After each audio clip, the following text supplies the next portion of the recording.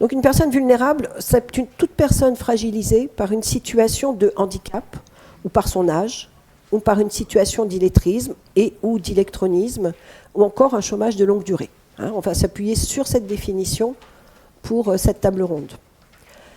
Et à partir de là, reconnaître et renforcer la capacité à agir des personnes vulnérables, ça favorise leur participation active dans la société et leur épanouissement personnel. Ça implique de leur fournir des informations, les compétences et le soutien nécessaires pour qu'elles puissent exercer un contrôle sur leur propre existence, c'est ce qu'on appelle l'empowerment, et réaliser leur aspiration. Leur donner une voix et un pouvoir de décision, ça renforce leur sentiment d'appartenance et leur confiance en elles. Et la reconnaissance de leur potentiel passe par leur accès à l'éducation et à la formation. Donc les valoriser, ça implique également de combattre les préjugés auxquels elles peuvent être confrontées. Et en promouvant une culture du respect, de l'inclusion et de la diversité, on contribue à créer un environnement où chacun est reconnu pour sa valeur intrinsèque. Alors pour traiter de ces questions cruciales, nous avons réuni aujourd'hui 3 structures qui accompagnent des personnes vulnérables et dont l'expérience, les idées et les perspectives vont nous permettre d'enrichir très concrètement notre réflexion collective.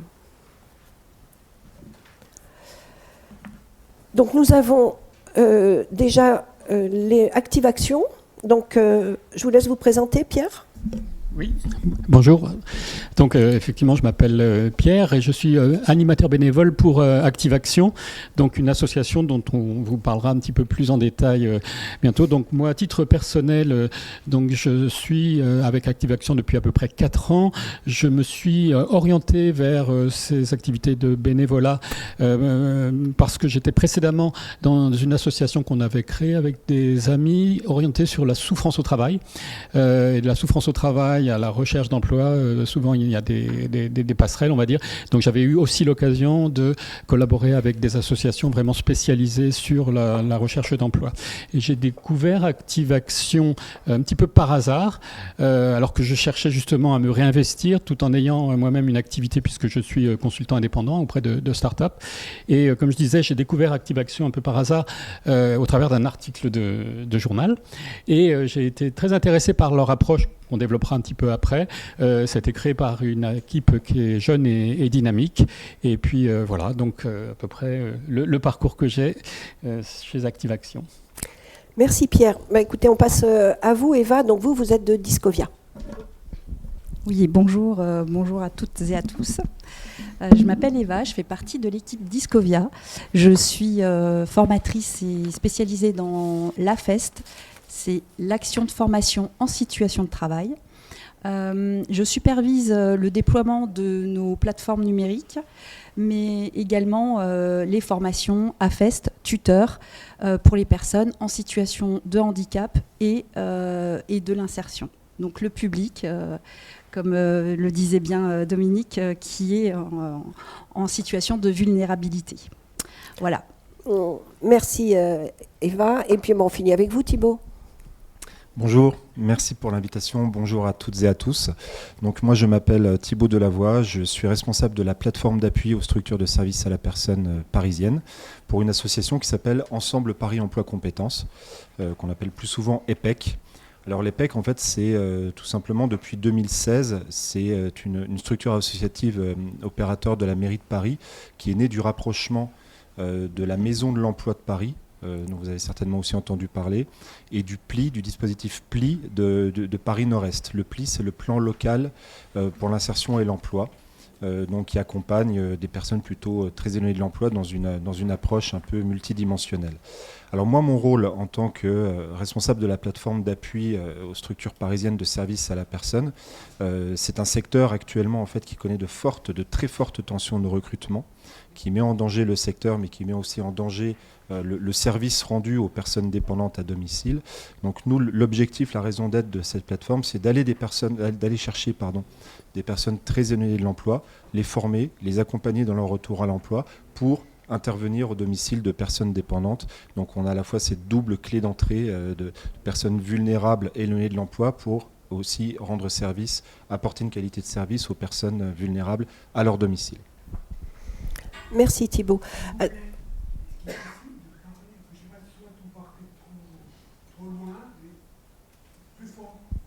D'accord. D'accord. Je vais faire l'effort pour les prochaines interventions. Donc, merci Thibault. Donc, en fait, chacune de vos structures s'appuie sur un dispositif différent finalement pour aider les personnes vulnérables à reprendre confiance en elles. Alors pour les PEC, Thibault, cela passe par la revalorisation des métiers du care, du prendre soin, comme vous dites, grâce à l'information notamment. Oui, la formation, mais pas seulement. Alors comme je disais, en fait, les métiers du prendre soin. La régie me signale que j'ai la bonne distance avec le micro. On va les appeler les métiers du prendre soin, hein, pour faire simple, parce que les services à la personne, c'est une nomenclature de 26 métiers. Mais bien évidemment, aujourd'hui, on parle en particulier de l'assistance aux personnes vulnérables, dépendantes, qu'on appelle de différentes façons, auxiliaires de vie, assistantes de vie ou plus récemment accompagnants éducatifs et social depuis la réforme du diplôme phare du secteur. Donc effectivement, l'idée pour nous, c'est que ces métiers qui trop longtemps ont été dévalorisés, ont été vus un peu comme une voie de garage, c'est de faire comprendre qu'en réalité ces métiers nécessite un haut niveau de professionnalisme, un haut niveau de compétences, un haut niveau de formation. Ce sont des métiers en réalité extrêmement exigeants. Ce ne sont pas des métiers qu'on fait parce qu'on n'a pas pu faire autre chose, parce qu'on a été refusé dans d'autres secteurs. Non, c'est un vrai choix. Et en contrepartie de cette exigence, en fait, ce secteur, aujourd'hui, qui s'est structuré, qui s'est professionnalisé, est en mesure d'offrir, ce qui est assez nouveau en réalité, est en mesure d'offrir de véritables perspectives d'évolution et de carrière aux personnes qui font le choix de ces métiers. C'est-à-dire qu'aujourd'hui, avec les métiers, si on prend par exemple, encore une fois, le diplôme phare du secteur, qui est le DEAES, diplôme d'état d'accompagnant éducatif et social, c'est un diplôme qui est valable au domicile, pour aider des personnes dépendantes, en situation dépendante, en perte d'autonomie, que ce soit une perte d'autonomie passagère ou durable installée. Mais ça vous permet aussi de travailler en établissement toujours auprès de personnes dépendantes, personnes handicapées ou fragilisées par l'âge, mais aussi auprès d'enfants. Ça vous permet de travailler en établissement, donc une maison de retraite, centre d'accueil de jour, voire en milieu scolaire, et même en hôpital. En plus, traditionnellement, dans ce secteur, les passerelles avec les métiers du soin sont très fortement encouragées parce qu'il y a une demande très forte aussi, une tension très forte sur les métiers du soin. Donc quand j'entends métier du soin, je parle évidemment d'aide-soignante et infirmière en premier lieu, mais aussi les professions paramédicales comme ergothérapeute. Donc nous, ce qu'on essaie de promouvoir d'abord auprès du public, mais aussi auprès des professionnels de l'emploi et de l'insertion qui accompagnent les publics les plus éloignés de l'emploi, c'est leur faire comprendre que vraiment les services à la personne d'aujourd'hui, ce ne sont pas les services à la personne d'il y a 15 ou 20 ans. Encore une fois, le secteur s'est structuré, s'est professionnalisé, il demande des compétences, mais il offre beaucoup de perspectives en échange. Et c'est vraiment notre clé d'entrée quand on va à la rencontre de nos publics sur ce sujet. Merci Thibault. Alors la clé d'entrée pour Discovia, par contre, c'est la FEST, l'action de formation en situation de travail. Exactement. Alors du coup, vous pouvez nous en dire un peu plus, Eva. Ah oui, je peux. Vous pouvez. Vous m'entendez? C'est bon? Très bien. Donc Discovia est en fait une entreprise qui a une expertise depuis pas mal d'années sur le domaine de l'accompagnement des structures et des entreprises dans la montée en compétences de leurs employés. On a réussi à mettre, grâce à nos équipements, à nos ingénieurs, à mettre en place des trajectoires professionnelles. Autant dans l'entreprise où l'on va se déplacer, faire une analyse d'activité, savoir ce qu'est le travail réel par rapport au travail prescrit qui est demandé, parce qu'on sait très bien qu'il y a un grand gap entre les deux et qui est important. L'avantage de Discovia, c'est que nous entrons dans les structures, dans les entreprises, nous analysons l'activité réelle. On en fait un référentiel qui est propre à l'activité, et moi je le relie au fameux RNCP et des compétences de CAP, BEP, on va même sur des titres pro actuellement. Donc on est en capacité de faire le lien entre le prescrit et le réel. On accompagne les structures à aider à faire monter en compétence leurs employés. Et par la même occasion, les métiers en tension, et ça on en parlera tout à l'heure lors du 3e point, on fait en sorte que les métiers en tension puissent accueillir, intégrer et faire monter en compétence tout en validant l'intégration de la personne dans l'entreprise. Et ça, c'est très important. On évite le turnover. On prend des personnes et on essaye de comprendre quels sont leurs freins quand elles sont issues de structures autant dans le handicap que dans l'insertion. On va essayer de comprendre les besoins de la personne et de les relier à celles de l'entreprise. Et c'est ça qui est important. Donc on a cette capacité chez Discovia de faire ce genre d'analyse, d'accompagner la structure jusqu'à la fin de l'intégration de la personne, et on continue encore, lors de l'insertion, de s'intéresser à comment se comporte l'entreprise avec l'employé et l'employé avec l'entreprise. Ça, c'est très important. Et on continue à les suivre jusqu'à ce que l'employé en insertion nous dise « écoute, c'est bon, je peux voler de mes propres ailes ». Et on en a beaucoup comme ça. Je disais encore à midi à Dominique que je suis une personne qui est dans la vallée de la Roya, qui est en situation de handicap. Et grâce à la FEST, eh bien, elle a mis 4 ans, mais elle a réussi à avoir son CAP de boulangère pâtissière. Et elle en est super fière. Et elle a son diplôme. Et là, on l'a créée en AFEST. Elle a continué à travailler. On a validé ses compétences avec son tuteur. Et elle a pu aller jusqu'à une certification. Et c'est ça qui est important. On n'a pas forcément besoin de retourner sur les bancs de l'école. Sur son lieu de travail, on a cette capacité de dire « oui, on va valider vos compétences avec votre tuteur. Moi, je forme vos tuteurs. Et on avance. » Voilà. C'est ce que Discovia sait faire. Oui, merci. Monsieur. Alors, tout secteur. Je fais autant aide de vie aux familles.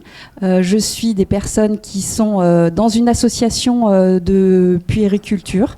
Je parlerai tout à l'heure de notre projet actuellement du périscolaire. Dans l'industrie, on peut aller sur plein de domaines. Et on sait s'adapter à tous les domaines. Oui. En fait, on valide au fil de l'eau les compétences de la personne. On établit donc un document avec ces compétences qui sont validées par un expert métier, et on apporte auprès des organismes certificateurs, hein, donc ça peut être l'AFPA, ça peut être l'Éducation nationale, et on dépose ce diplôme. Et la personne peut valider ses compétences sur le lieu de travail. Oui, vous avez une question ? Alors une VAE, comme je disais tout à l'heure, c'est plutôt déclaratif. La FEST, c'est constatif. On constate sur le lieu de travail que la personne est en capacité de faire son travail. Alors évidemment, il y a des strates, il y a des façons de faire, des mises en situation, des phases réflexives, parce qu'on demande aux apprenants de comprendre ce qu'ils font et de conscientiser leurs compétences. Et c'est pour ça aussi qu'on évite certains décrochages dans les milieux en tension en général. Alors la VAE intervient peut-être aussi un peu après, alors que finalement la FEST c'est en même temps, oui, quelque tout part. À fait. Alors on va prendre encore une question, puis ensuite oui. On va écouter ce que fait Active Action, parce qu'ils ont aussi un dispositif qui peut être intéressant. Monsieur, oui. Vous avez une question ?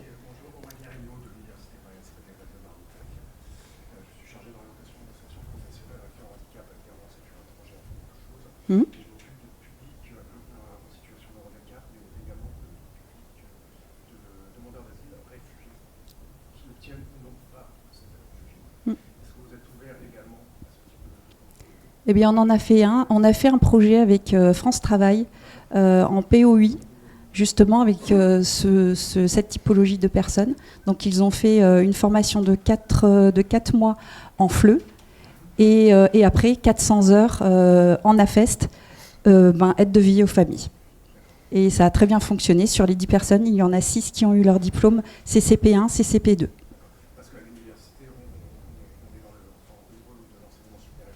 Oui, tout à fait, oui. Oui, j'entends.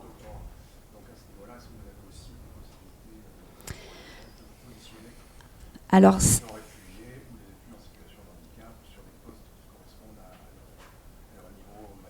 je vous répondrai ultérieurement parce que c'est mon collègue qui est doctorant en AFEST qui saura mieux répondre à ce sujet que moi.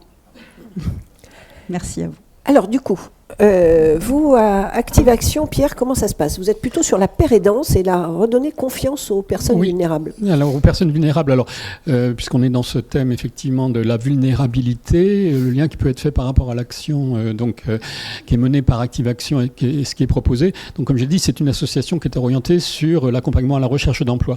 Alors il se trouve que les personnes qui sont en situation de recherche d'emploi, malheureusement c'est un fait, se retrouvent assez souvent en situation de grande vulnérabilité. C'est d'ailleurs ce qui a été à l'origine de la création d'Active Action, où ces 3 personnes qui étaient jeunes, on parle souvent des problématiques d'emploi senior, mais l'emploi des jeunes c'est aussi une problématique, se sont retrouvées donc au même moment dans cette situation de recherche d'emploi, faisaient face à des sentiments qui sont négatifs. Alors, on peut en parler un petit peu, notamment parce que c'est souvent des sentiments qui reviennent, l'isolement, la perte de sens, la perte de confiance en soi, enfin la liste peut être très très longue, et se sont dit on va essayer de faire en sorte que cette période finalement soit une période constructive.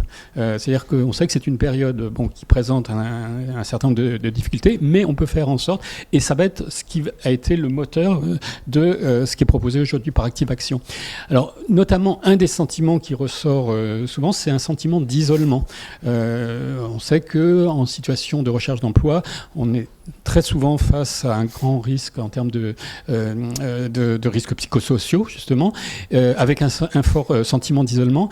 Et une des approches clés de tout ce qui est proposé par Active Action, c'est de sortir de l'isolement. Alors comment on fait ça? C'est pas la seule approche, mais tout ce qu'on va proposer, c'est par le biais d'ateliers collectifs. Donc ces ateliers collectifs, comme je l'ai dit précédemment, vont avoir pour but de faire en sorte qu'on aille au-delà de ces sentiments négatifs et qu'on puisse faire quelque chose de constructif dans cette période de recherche d'emploi. Notamment, on va énormément être axé sur tout ce qui concerne les savoir-être ou les compétences comportementales, donc sur le travail en équipe, la façon de se présenter, l'expression orale, il y a beaucoup de choses. Tous les ateliers vont permettre de pouvoir développer ces compétences. On va faire en sorte aussi que les personnes qui, comme je disais, peuvent se trouver dans des situations d'interrogation, de doute par rapport à ce qu'ils ont fait, par rapport à ce qu'ils veulent faire, vont pouvoir, au moyen de ces ateliers, pouvoir faire des bilans, pouvoir mieux mettre en valeur ce qu'ils ont fait, pouvoir aussi réfléchir et se mettre en action par rapport aux orientations qu'ils peuvent prendre. Donc ça, c'est le principe. Les ateliers qui sont proposés sont des ateliers en présentiel ou en ligne, donc comme j'ai dit, toujours en collectif, on parle beaucoup de co-construction. Ils sont toujours faits dans un esprit d'écoute, de bienveillance, d'expression libre. Donc on a un certain nombre de valeurs qui sont véhiculées et qui sont mises en œuvre dans ces ateliers. Typiquement, la taille des ateliers, c'est de 2 à 10 personnes, typiquement, comme je l'ai dit, en présentiel ou en ligne, donc ce qui permet à toutes les personnes, quel que soit l'endroit où elles se trouvent en France, de participer. Les ateliers ont des thématiques qui sont assez différentes. Alors je disais par exemple le fait de pouvoir aller et de trouver des solutions. On pratique beaucoup l'optimisme, donc le fait de trouver des solutions par rapport à des situations qui sont difficiles. Le fait de pouvoir se présenter, pitcher sur soi-même, sur son projet, parce qu'il y a pas mal de personnes qui effectivement ont envie de se lancer dans une création d'activité. Donc là aussi, on va pouvoir les aider à mettre en forme ces projets-là, interagir en équipe, etc. Et au cours des ateliers, en fait, en tant qu'animateur, on va être là en position de facilitateur, c'est-à-dire qu'on n'est pas là pour donner des conseils. Vraiment, les solutions, elles vont être apportées par l'ensemble des participants qui viennent de tous horizons. On a des profils qui sont très très variés et c'est aussi ce qui fait la richesse. Il y a certaines personnes qui d'ailleurs vont refaire le même atelier parce qu'en refaisant le même atelier avec des personnes différentes, ça va leur permettre de découvrir à la fois des choses nouvelles sur elles-mêmes et des solutions aussi nouvelles. Voilà. un petit peu ce qu'on peut dire sur la façon. Alors oui, encore juste pour rentrer un peu plus dans le détail dans le fonctionnement des ateliers, comme je dis, toujours en co-construction, donc des activités qui sont collectives. Donc on va avoir des temps variables au cours des ateliers, typiquement qui durent en général 3 heures, avec des activités très, très variées, où on va être à la fois donc, tous en groupe, donc avec cette notion de création de groupe, des moments où au contraire les personnes vont être amenées à réfléchir par elles-mêmes. On va les faire parfois avoir des activités en binôme ou en sous-groupe. Et on va être là aussi, comme je disais, non pas pour leur donner des conseils, mais leur donner des outils qui vont être en capacité de réutiliser au-delà de l'atelier. Donc des outils qui sont en général assez simples, mais qui leur permettront de pouvoir continuer. Merci Voilà. Pierre. Alors on va peut-être aussi partir sur des choses un peu concrètes, opérationnelles. Eva, vous voulez commencer sur, notamment, vous avez parlé du périscolaire. Oui, j'ai envie de parler de notre dernier projet Périsco. Alors, on a embauché une de nos collègues chez Discovia qui est une directrice qui a plus de 20 ans de métier dans le Périsco. Elle a été directrice pendant 20 ans. Donc, imaginez son expertise métier. On s'est rendu compte, et je pense que c'est le cas aussi dans la région parisienne, que tous les services périscolaires sont en pénurie et en manque de personnel, notamment du personnel qualifié. Donc on est parti sur un projet où on s'est dit, eh bien, on sait que dans le bassin de notre région, nous avons des personnes qui sont en insertion et notamment beaucoup de femmes. Et on s'est dit, tant qu'à faire, beaucoup voulaient travailler dans le métier du périscolaire et de la petite enfance. Eh bien, on s'est dit, on va sourcer ces personnes qui sont éloignées de l'emploi depuis très longtemps, voire n'ayant jamais travaillé, parce que souvent ce sont des mères de famille qui veulent réintégrer ou s'insérer dans la vie active. Et on s'est dit, prenons le pari d'essayer. Donc nous avons 7 personnes que nous suivons actuellement. Et donc on s'est dit, on source ces personnes. Notre collègue les a formées, d'accord, sur les bases des différentes strates de l'enfance, de 0 à 3 ans, de 3 à 6 et de 6 et plus. Donc une formation de base, et on est allé voir les structures de périscolaire et on leur a proposé de faire ce qu'on appelle donc la FEST, c'est-à-dire qu'on leur proposait de former et de suivre la montée en compétences de personnes issues de l'insertion dans leur structure, qui allaient travailler en binôme avec des personnes qu'ils ont déjà dans leur structure.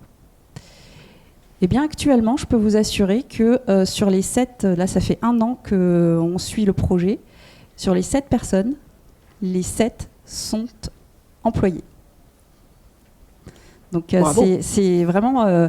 et elles sont au bout de leurs compétences. Elles ont quasiment validé toutes les compétences d'animatrices en périscolaire, en sachant que certaines ne parlaient quasiment pas le français au départ. Donc on est quand même arrivé à valider des compétences, à faire monter en compétences ces personnes-là, et elles sont toutes employées.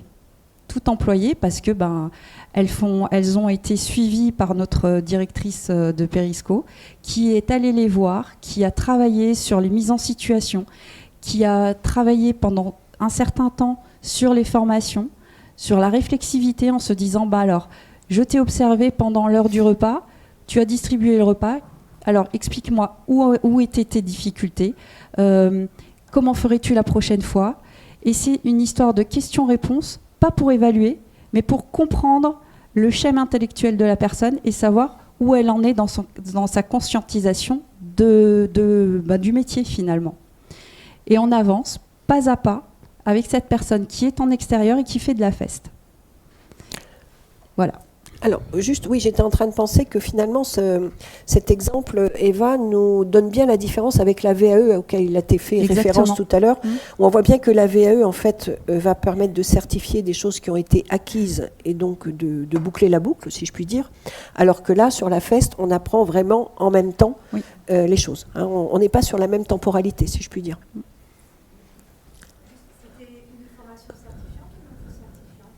C'est ce que je vous dis, elles vont être certifiées en tant qu'animatrices périscolaires.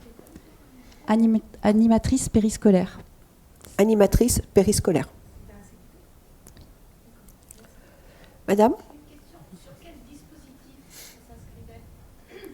C'était un projet territorial. Non, là c'était un projet territorial PIC.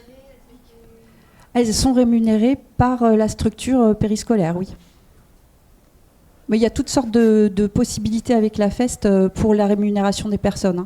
On peut très bien faire, par le biais de France Travail, une période de PMSMP suivie d'une intégration plus longue de quelques semaines et basculer sur la vision AFEST. Et à ce moment-là, l'entreprise va employer la personne et au nombre d'heures qu'il aura validé et mis en pratique en AFEST, il va pouvoir le remonter à certaines OPCO qui vont les financer en partie. Alors Pierre, vous avez vous aussi un exemple concret? Oui, une des propositions d'Activation justement pour permettre aux personnes, donc comme on disait, d'utiliser cette période de recherche d'emploi pour en faire une période très constructive, c'est justement la possibilité qui est donnée aux personnes qui sont avec Activation de devenir eux-mêmes animateurs. Parce que c'est une façon justement de s'investir et de continuer justement à développer un certain nombre de compétences, alors pas les compétences techniques qui peuvent avoir été acquises dans d'autres circonstances, mais ces fameuses compétences savoir-être. Donc il y a justement un parcours qui est prévu à cet effet, que moi-même j'ai d'ailleurs effectué. Activation a, je crois, formé à peu près 400 personnes qui sont devenues animateurs. Donc souvent les personnes vont faire ça de manière pas forcément très prolongée, mais vont pouvoir se consacrer à ce parcours-là et devenir elles-mêmes donc des acteurs au sein donc de l'association et donc animer ces ateliers dont je vous ai un petit peu parlé précédemment. Alors ce parcours, sans rentrer dans le détail, on commence soi-même par participer à ces ateliers et après, donc, c'est très structuré. On insiste beaucoup sur ce que j'appelais la posture du facilitateur avec les approches dont j'ai parlé, dans la bienveillance, l'écoute, etc., etc. Le fait de ne pas être là pour apporter les solutions, mais faire en sorte que chacun puisse s'exprimer et trouver les solutions et partager, puisqu'on est tout le temps dans cette notion de partage. Et alors, peut-être une illustration, parce que moi, je l'avais fait à titre personnel, comme je disais, pour un investissement qui m'intéressait dans cette activité bénévole. Et en fait, je me suis rendu compte qu'à la fois en tant que participant, mais aussi en tant qu'animateur, finalement, dans mon activité professionnelle, ça m'a apporté énormément de choses. Ce qui fait dire que les outils, les méthodes qu'on met en pratique au cours des ateliers, bien évidemment, ils ont pour priorité de ramener et d'aider les personnes à retrouver un emploi ou de créer leur propre activité, comme je le disais. Mais aussi, on se rend compte que c'est aussi des outils qui vont pouvoir être utiles dans l'activité après, une fois qu'ils sont retournés dans l'activité. Parce que tout le monde le sait, c'est pas facile de trouver un emploi, mais on sait aussi qu'une fois qu'on est en emploi, la route n'est pas très simple. Et finalement, ce dont moi je me suis rendu compte à titre personnel, c'est que finalement ces approches-là, elles sont aussi très utiles quand on a pu retourner à l'emploi. Donc c'est une illustration un peu personnelle que je voulais partager avec vous. Je ne sais pas si vous avez des questions d'ailleurs par rapport à ce qui a pu être dit sur Activation. Parce que finalement, ça renforce le pouvoir d'agir global. Plein de choses, ça renforce la créativité, ça renforce l'écoute, comme je disais, la façon de travailler en équipe. Il y a énormément de choses qui sont mises en œuvre, qui vont être utiles. En général, alors je ne sais pas si on avait un petit visuel, je ne sais pas si on a oui, il ne passe pas le visuel. Il ne passe pas, donc c'est pas grave. Fabrice n'arrive pas à faire passer le visuel. Qui vont être utiles. En général, les gens y trouvent un bénéfice effectivement dans leur recherche d'emploi. Donc ça, c'est la première finalité. Mais aussi, voilà. Donc je vous laisse sans les commenter, regarder un petit peu ce qui ressort de nos enquêtes auprès de personnes qui ont participé à ces ateliers. Mais comme je disais, qui vont être également utiles dans les situations d'emploi, puisque ils auront eu l'occasion de découvrir un certain nombre d'outils et de pratiques au cours de ces ateliers. Super, merci Pierre. Alors du coup, Thibaut, vous allez nous donner aussi un exemple concret. Absolument. Vous m'entendez ? Oui. Oui. Effectivement, tout à l'heure, j'ai dit, on a fait le constat en fait qu'on avait d'une part une forte tension sur les métiers des services à la personne, les métiers du domicile. donc avec un défaut de service rendu aux personnes les plus vulnérables. Et que de l'autre, on a de très nombreuses personnes éloignées de l'emploi qui sont en attente d'opportunités professionnelles, de pouvoir se construire une carrière, de pouvoir s'insérer professionnellement, socialement. Donc une fois qu'on a fait ce constat, qu'est-ce qu'on fait ? Bien, écoutez, c'est très simple. Moi, j'ai rouvert cette plateforme d'appui aux structures de services à la personne le 25 avril 2022. Ça fait donc tout juste 2 ans demain. Dans un premier temps, on a pris notre bâton de pèlerin pour aller à la rencontre de tous les professionnels de l'emploi et de l'insertion parisiens, des agences Pôle emploi les plus en vue et les plus importantes, aux régies de quartier, en passant par les espaces parisiens pour l'insertion. Et on a dit à tous les professionnels qu'on a rencontrés, il a déjà fallu les convaincre du bien fondé de notre démarche et d'illustrer, de prouver à quel point il y avait des opportunités dans ce secteur. Mais aussi, on leur a apporté une expertise, un regard métier pour les aider. Je crois qu'on parlait de co-construction tout à l'heure. Nous aussi, nous sommes dans la co-construction, en fait. C'est-à-dire que nous aidons les professionnels de l'emploi à construire, avec les demandeurs d'emploi, un projet en direction du secteur des services à la personne. La plateforme, nous, on se positionne en appui à la validation des projets professionnels.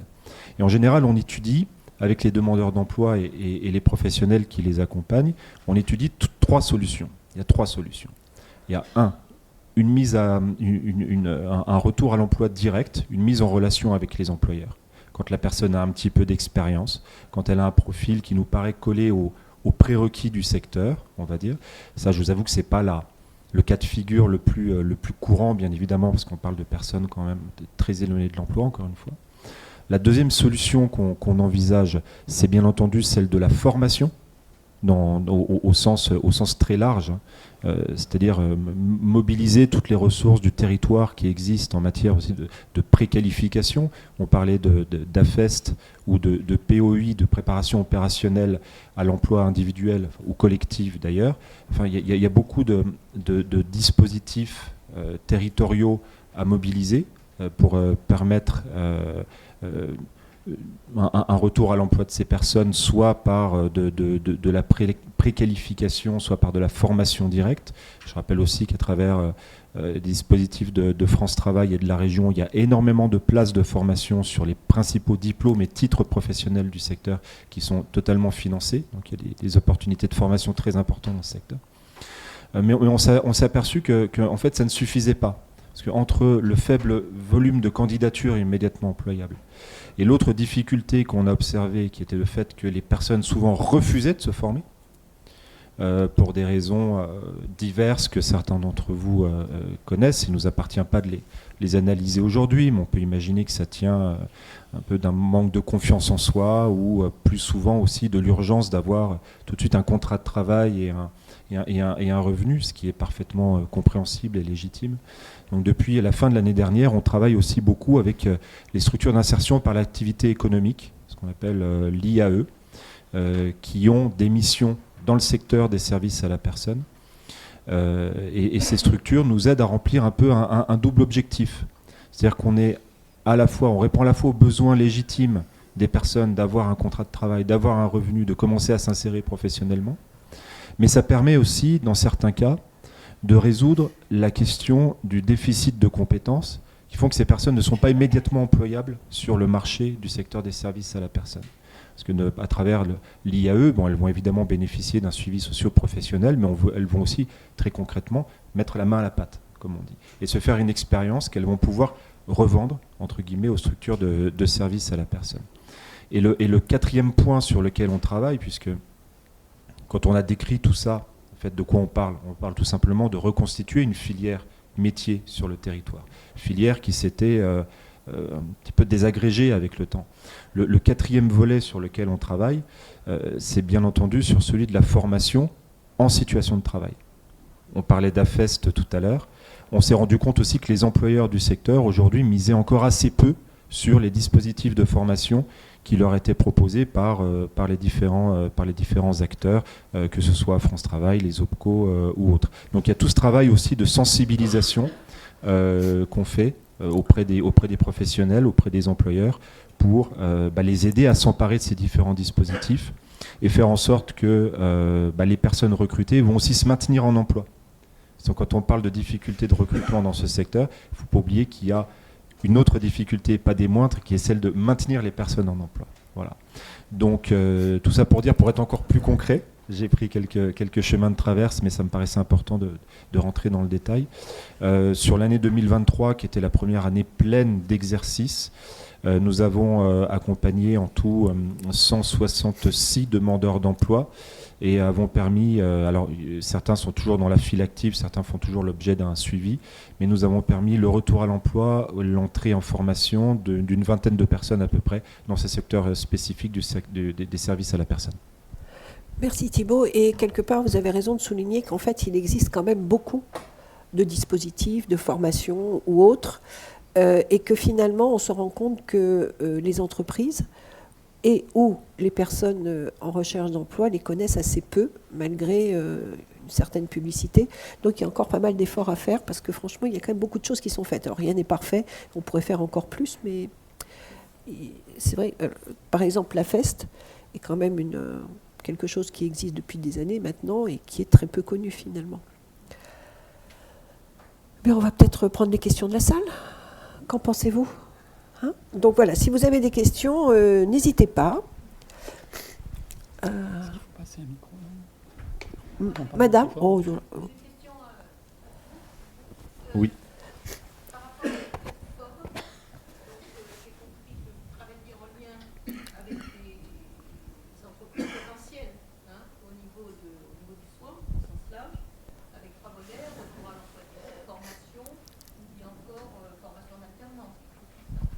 Oui, l'alternance fait partie des solutions qu'on étudie, bien sûr. C'est une troisième solution.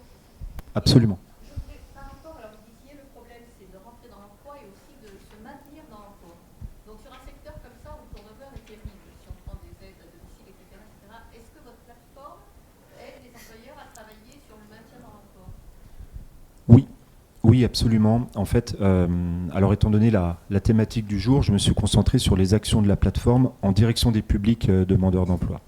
Mais je vous remercie de poser cette question parce que ça me donne l'occasion de parler de l'autre volet, qui est celui de l'accompagnement des structures de services à la personne parisienne. Actuellement, on travaille avec un portefeuille d'environ 300 structures. Et l'idée principale auprès de ces structures, c'est de les aider à améliorer leur offre de travail, en réalité. Voilà. C'est-à-dire travailler sur tout ce qui est la QVCT, je sais que c'est un terme à la mode, mais en fait qualité de vie et des conditions de travail, et faire comprendre à ces structures, à ces employeurs, qu'en fait la problématique de turnover que vous avez évoquée, madame, ils ont une grosse partie de la réponse entre leurs mains, en travaillant sur les conditions de travail. Alors, conditions de travail dans le secteur des services à la personne, puisqu'on parle de domicile, on va parler par exemple de sectorisation des interventions. Vous savez que ce sont des personnes qui vont chez 5, 6, 7 clients dans la même journée. Si on ramasse les interventions sur un même secteur, sur un même quartier, on a beaucoup plus de chances de préserver ces équipes, de limiter la fatigue, de limiter les accidents de travail, etc. Et donc, au bout du fil, de freiner un peu cette usure professionnelle, d'améliorer les conditions de travail, de maintenir les personnes en emploi. C'est un exemple parmi d'autres, mais en collaboration donc avec des structures publiques comme l'ARACT, par exemple, l'Agence régionale pour l'amélioration des conditions de travail. On met en place des formations à destination des employeurs pour initier des démarches QVCT, qualité de vie et des conditions de travail, dans leur entreprise. Ça, c'est le premier point. Ensuite, il y a un point tout simplement, encore une fois, qui tient au secteur lui-même et au législateur, qui a fait en sorte quand même d'accélérer un peu la professionnalisation, la structuration du secteur et la mise à niveau de certaines pratiques qui étaient absolument hors cadre et inadmissibles jusqu'à présent. Je pense que peu de personnes savent dans la salle qu'aujourd'hui, ce qu'on appelle les temps de trajet intervacation, donc le temps de trajet entre deux clients, est considéré comme du temps de travail effectif et rémunéré à ce titre. Voilà. Il n'y a plus de différence. Moi, j'ai connu l'époque, ça fait 15 ans que je suis dans le secteur des services à la personne, j'ai connu l'époque où ces temps de trajet intervacation n'étaient pas payés. De la même façon, suis désolé de dire les choses de façon aussi crue, mais une personne âgée, ça a le mauvais goût d'être hospitalisée, voire de décéder des fois. Donc vous pouvez vous retrouver avec d'énormes trous dans les plannings des intervenantes. Aujourd'hui, les intervenantes sont rémunérées uniquement au contrat. Elles signent un contrat de travail d'un certain nombre d'heures avec leur employeur et ne sont plus tributaires des aléas de planification liés à des pertes de clients. Voilà. Mais ça, encore une fois, le secteur n'a pas forcément été très habile dans sa capacité à le donner à lire au public et aux professionnels de l'emploi et de l'insertion. C'est donc aussi un des rôles de la plateforme de jouer ce rôle d'ambassadeur, donc de travailler auprès des entreprises, encore une fois, sur l'amélioration de l'offre de travail, mais aussi de faire, à travers les actions de promotion des métiers que j'évoquais tout à l'heure, de donner à lire ces progrès structurels sectoriels qui ont eu lieu depuis 10-15 ans. D'autres questions? Oui, madame? J'ai une question par rapport à la FEST. Moi, je suis conseillère en insertion professionnelle dans une SIAE. Si je pense que ça pourrait être intéressant pour une personne que j'accompagne, c'est quoi la première étape? Est-ce qu'il faudrait que ce soit proche de son conseiller de travail? J'imagine qu'il y a une dimension tripartite entre l'employeur, vous et... Il peut y avoir effectivement des solutions tripartites avec les SIAE, les entreprises et France Travail ou d'autres en plus des employés, oui. Il y a des possibilités. Par contre, on commence là. C'est quoi le premier pas? Le premier pas, c'est de trouver une structure dans laquelle, une structure qui veuille faire de la FEST. C'est-à-dire que vous avez une personne, vous la suivez. C'est ce que on a une collègue qui est CIP aussi dans notre structure chez Discovia. Et donc, il faut que l'entreprise qui est d'accord de prendre en charge et de faire monter en compétence la personne soit d'accord de travailler sur cette méthodologie qu'est la FEST. D'accord. Et du coup, par exemple, moi, je ne me sens pas suffisamment au courant ou informée pour pouvoir me présenter en fait la FEST et me donner envie d'aller. Donc, qui est-ce qui est capable de faire ça? C'est à moi de me former ou bien... Non, ce que je peux vous proposer de faire, c'est qu'on en discute. Je vous donne ma carte et je vous explique comment est-ce qu'on peut avancer sur la FEST. Mais il y a plein d'OPCO, notamment Uniformation, je l'ai en tête là, on en parlait tout à l'heure, qui proposent des formations dans les structures de moins de 50 personnes sur la FEST. Et c'est une des meilleures méthodes en général. Mais on peut en reparler tout à l'heure. Oui, madame? Ah bah, Bien. Et je suis ingénieure de certification. En effet, moi, je suis complètement persuadée que la FEST est un levier extrêmement intéressant et, comme vous l'avez dit, beaucoup trop méconnu. Et ça, c'est juste sur le site internet de l'Uniformation. Enfin, ça ne vaudra pas du tout le conseil de madame, mais sur uniformation.fr, nous avons on vient juste de sortir un guide de la FEST qui est vraiment premier niveau. Donc je pense que sur n'importe quel moteur de recherche, vous faites une formation guide à FEST et vous le trouverez. Alors après, c'est juste un guide écrit, hein, ça ne vaudra pas les conseils que... Enfin, je suis persuadée que vos conseils iront beaucoup plus loin. En fait. oui, bien sûr, mais effectivement... Et on a fait ça parce qu'on s'est rendu compte que la FEST est trop méconnue et que... Enfin, on peut des informations sur ce que c'est. Merci. Madame? Oui, je reprends donc les deux interventions précédentes. Donc, si on accompagne quelqu'un de très vulnérable, qui trouve une entreprise qui doit bien quand même tester, je dirais, le profil de cette personne-là, il peut lui-même proposer la possibilité de faire de la FEST, et après on s'oriente vers une structure, genre la vôtre, madame, peut-être, pour faire en sorte qu'il y ait un parcours à FEST qui se réalise et que cette personne soit identifiée, qu'il y ait des certifications, c'est ça? Il faut que la structure se forme. Il faut que l'entreprise soit formée à la FEST, préalablement. Supplémentaire à cette personne vulnérable, orientez-vous vers une entreprise qui est déjà formée à la FEST. Oui. Non, mais j'essaie de trouver une voie rapide. je comprends. Après, il ne faut pas oublier que la FEST est effectivement très séduisant, mais ça ne se fait pas non plus en soufflant dessus, vous avez bien compris, hein, puisqu'il faut que l'entreprise elle-même se forme à la FEST. Après, il ne faut pas oublier qu'il y a aussi d'autres possibilités, comme la POE, dont on a parlé, la préparation opérationnelle à l'emploi, la FPR, l'action de formation préalable au recrutement, qui peuvent être, selon les cas et si c'est possible pour la personne, des façons de se former beaucoup plus rapides. Mais bon, après... à voir en fonction des situations.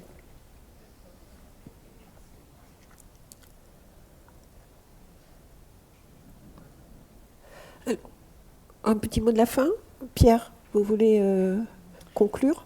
Conclure.